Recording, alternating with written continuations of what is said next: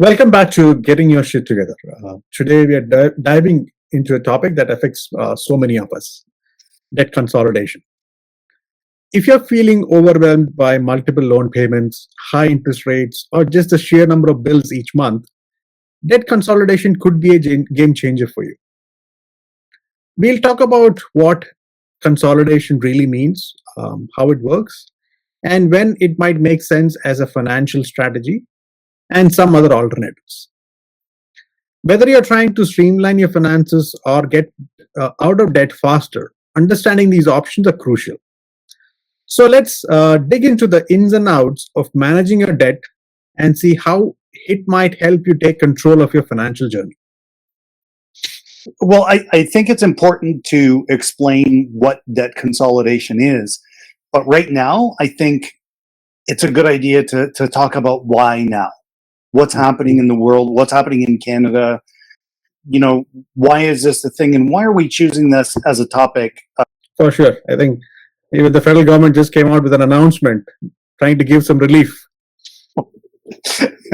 So I'm laughing at some of the things that were included. Yay, you won't have to pay GST on your Christmas tree purchase this year. Woohoo! That's going to be so great for all those people that are also going down and cutting down our climate cleaners, right? What got me thinking was why GST is excluded on diapers only for 2 months. Our baby is going away after that. No, because they're trying to make some headway on what their polls are doing. That's really I can't see any other reason. This is simply for a poll exercise. They want to see if it's going to make any impact at all and swing things in their favor. Again, so let's try to get the politics out of this and focus on the real thing. Exactly. So why now, right? Why are we talking about this right now? You mentioned about, the government is trying to provide some additional stimulation and relief in some people's mind by taking the GST or some of the tax off of one spot and giving you money back in the other. The challenge is that I think over the last couple of years, the costs of everything have gone up at a pace that was much quicker than what your income went up by. So a couple of years ago, you could go to the grocery store with your $100 in your pocket, buy $40 worth of food, and that was enough for a weekend or whatever your scenario is. And you had $60 left over to do other things. Well, today, that number is you go to the grocery store with $100 in your pocket, you get the same things that you did a couple of years ago that now cost you $75 or $80, which means you have less money left over to be able to do whatever it is that you need to do. So it's more like $60 less than what I want. Exactly. So ultimately, in my mind, is seeing that people are stretched and stressed because they're using debt a little bit more in order to stay above or keep the balance of the $100 in their pocket, and they're putting things on credit because it's a pay later kind of thing. And it's created some challenges, and I think a lot of people are feeling it. Well, you and I have kind of looked at some of the government statistics that talk about debt and income and assets and all that kind of stuff. But when we look at what's happened since, take 1999 as an example, and I know that was 25 years ago, but the average person would have maybe about $126,000 in debt at that time, the average household. Including all kinds of debt. Including all kinds of debt, credit cards, lines of credit, mortgages, and non-mortgage debt like student loans, vehicle loans, et cetera, et cetera. And today that number is well over 400,000. So it's gone up fourfold. And I think, I feel like what's happened is we've probably seen a lot of that happen. It's not been a steady thing. It's been a little bit level and then a shooting up in the last couple of years. So people are struggling to deal with the rapid increase and slow following of the income going up behind it. And income has not increased 4 times in the last 25 years, at least not the average income. No. So our goal for today's meeting is to talk a little bit about one of the solutions that may be available for many of you, and that's debt consolidation. We just want to help people understand what is a debt consolidation, what ways can it happen, what are some of the things to think about, and is it right for you, right? Lastly, kind of making that decision after you've heard some of our information. What, in your words, Neil, what would you say a debt consolidation is? As the word consolidation kind of implies, it's a process of looking at all your debts. And you may have, as we talked about before, right, may have different kinds of debt, like mortgage, a line of credit, couple of them, credit cards, loans, and etc. So instead of trying to deal with them separately, consolidation approach looks at, can we combine all of them into a single debt or a loan, which then the borrower can focus on paying it down, and maybe that consolidation process can save some dollars, which otherwise might not have been available because they are trying to make payments across a number of different debts. Yeah. Each of those debts, whether it be an installment loan, whether it be a line of credit, whether it be a credit card, a student loan, or otherwise, each carry their own minimum monthly payment requirement. Some of them, with the minimum monthly payment requirements, may or may not actually pay down the amount of money that was borrowed. Yeah. Right? Sometimes it's just enough to cover the interest costs and the actual debt amount stays as is. And yeah, so minimum amounts are just to let the lender know that you are still making those payments, rather than it's not doing anything to reduce the balance. Exactly. And that carries on people because, as we mentioned, the cost of everything has gone up. And in some cases, I don't know, have you received a bill from any of your credit cards lately, Neil, that basically said that we're changing the interest rate and it went from, 19 to 21% or whatever the number is?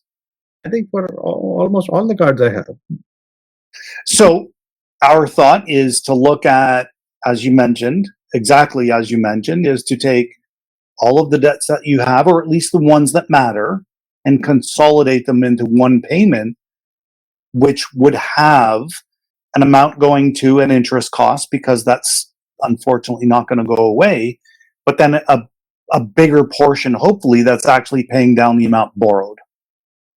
Exactly. It's sort of putting together a plan to pay down the debt instead of you just trying to hit 100 birds at once. Exactly.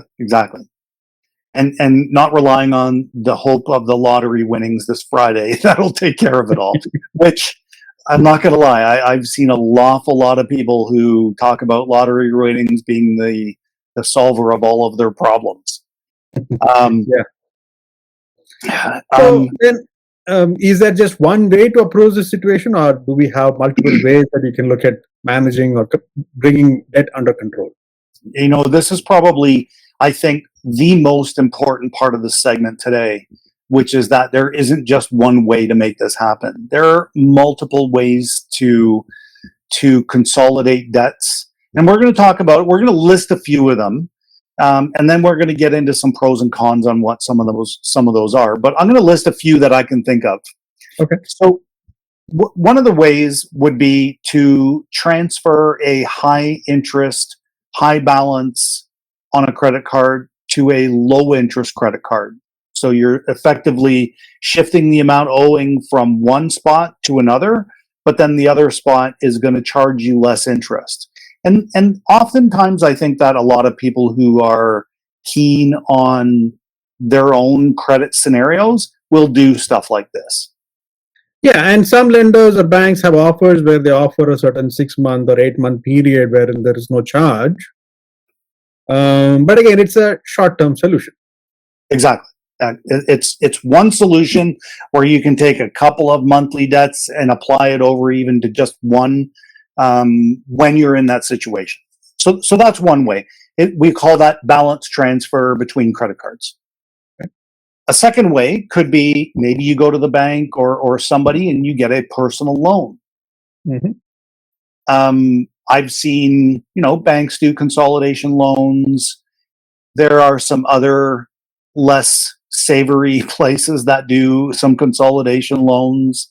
But they do happen and they can be effective as long as there are a plan in place. Exactly. So loans come with a fixed repayment period and a payment amount.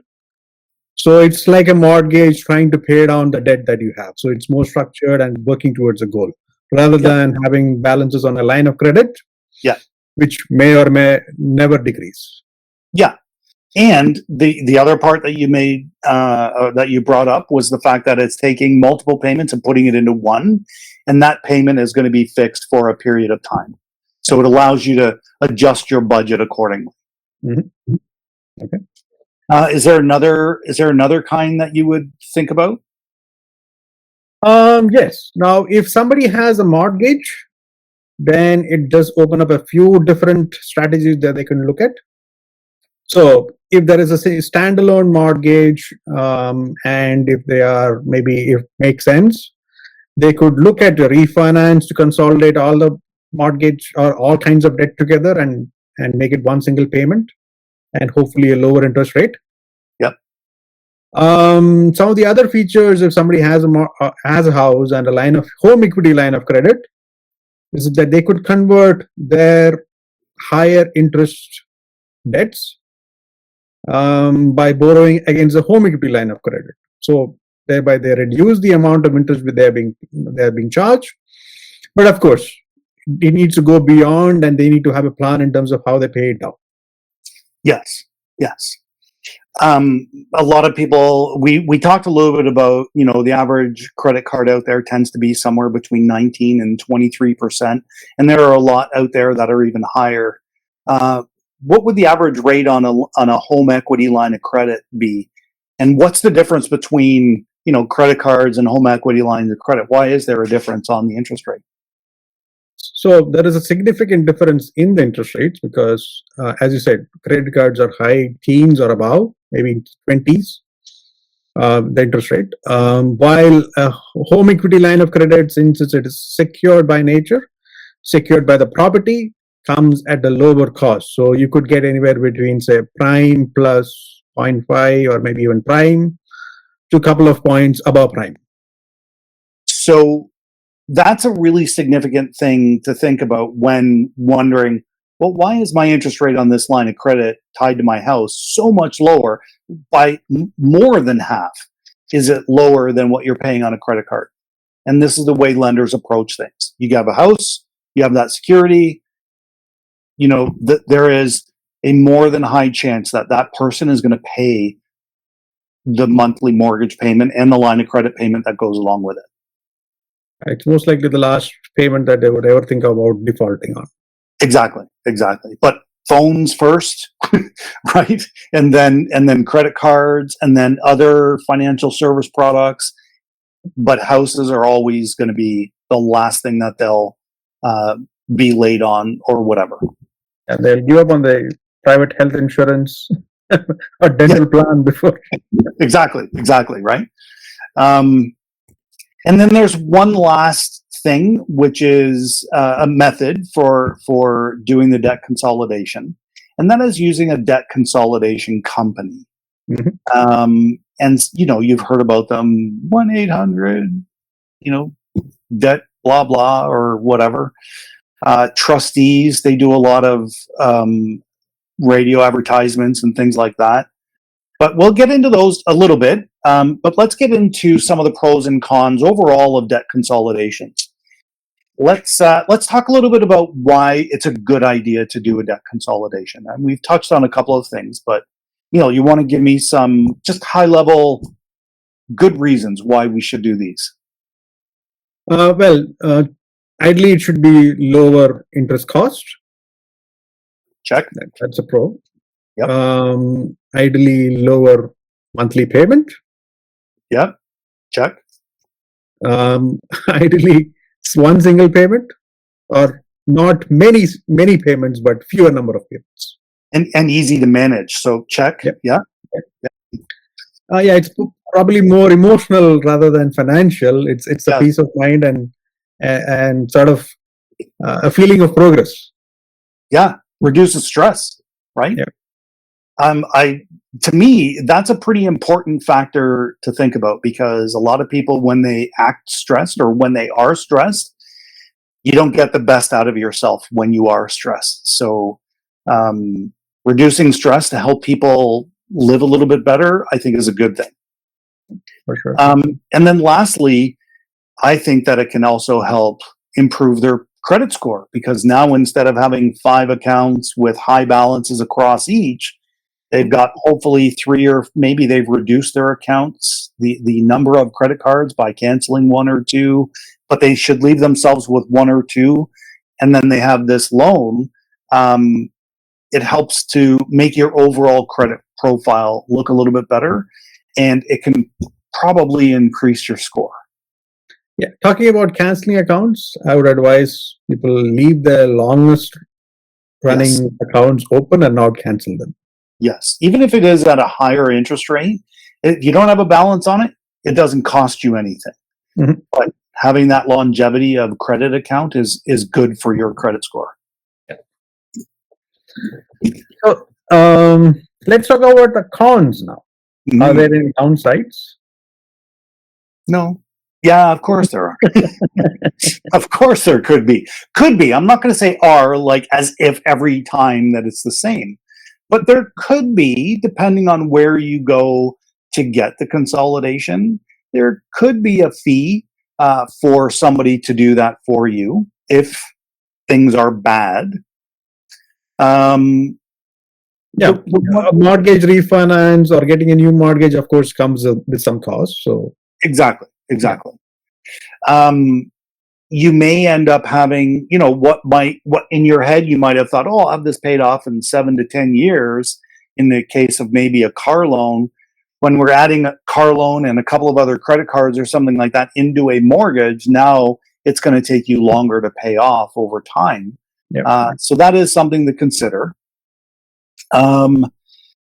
Something that a lot of people don't often think about right away, because they're just looking for that end prize, is I want to get rid of these debts.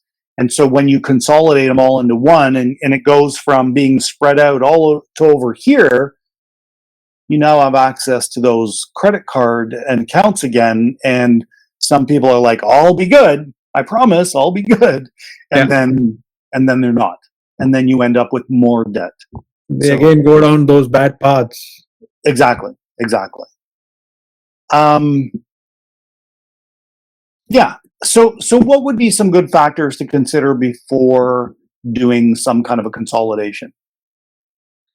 I would like to add one more point. One is, especially if it is about consolidating and getting a mortgage. And if somebody is not able to still handle their debt good enough, they could easily run out of equity in their homes and put their home at risk. Yes. Right. So that's one downside to this strategy, because you converted your unsecured debts into secured debts, and if you're not able to manage that, then it puts you at a bit higher risk. Yes. Yeah, that's a really good point. And I'm humbled, because I've actually seen that happen a couple of times since I've been an agent, where people they're in a bit of a situation and they say, I'll refinance. We go ahead and do that. We give them a plan for future. They don't follow it at all. And then they're back again in a year or two saying, life is what it is. And I made the mistake again. And here I am again. And property values haven't changed at the rate that their debt has increased. So yeah, it's definitely something to think about. What would you say is probably the number one thing to think about before you make any sort of a decision like this? So there has to be some thought about the reasons behind why somebody is in a situation they are in. How did you get here? Yeah. Yeah. Where there are factors which are beyond their control, maybe like a job loss. Or other ones. I don't Yeah, have a bar room here. or is it just poor financial habits? Yeah. Right. So Yeah. unless they reflect on it and do something about the root cause of those factors, well, we can imagine there are things which happen in life which are out of our control, and we can't worry about them or we can't do much about them. But we obviously need to focus on things that we can influence. I mean, anybody's goal would be to go from the higher credit card interest rate into a lower, secured kind of rate or something even lower. But there are times when, due to the previous financial behavior, that might not be possible. And you may have to look at some other avenues. Yeah, and if they are at that dead end where there are no other options, then probably they have to take a hard call. And it could mean either a consumer proposal or a bankruptcy, just so that they can get out of the situation, make some improvements over a period of time. But they will have to go through hell before they reach there. Yes. Yeah. Yeah. And then obviously, if you're at this point, it's worth looking at the total cost analysis to take, if you have $1,500 at 21% interest at a Canadian Tire card, and then you are thinking about rolling it into a loan that's going to take you 7 years to pay off at 9% interest, maybe don't do that. Maybe put some other ones over and leave the smaller debt in one spot and pay that off, with a focused approach. And then that way you're saving on some of the interest, because overall you've got to look at this total cost. I think that that's important too. Every person is like a mini business. And if you run it that way, then you'll start to see some of the rewards from being an active participant. Yeah. And again, there are some alternatives to consolidation as well, right? Before you think about combining everything together, Yep. there are other approaches like a debt snowball or a debt avalanche, which could. Yeah, and then another one could be that maybe you do a negotiation with a creditor, because they've probably made quite a bit off you.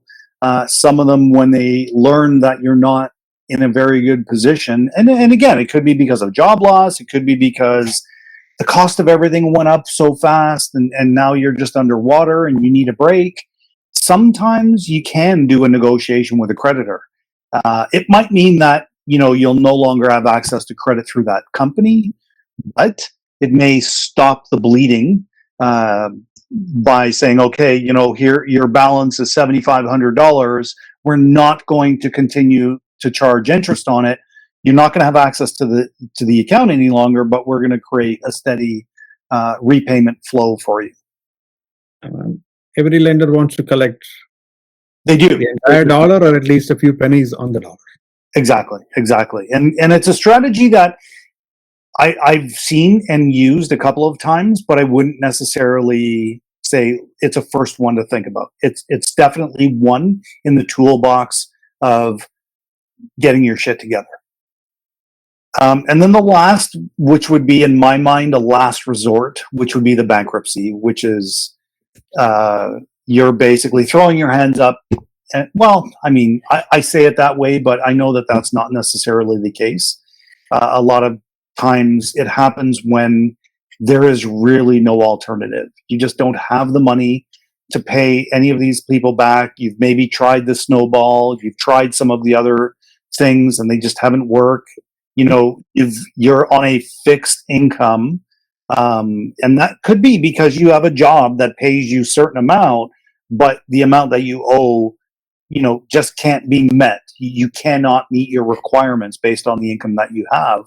And this might be a way to look at getting out of that situation. So the debt consolidation is combining multiple debts into one in order to try to make either the interest costs on the total amount of debt lower or to make the payment more palatable.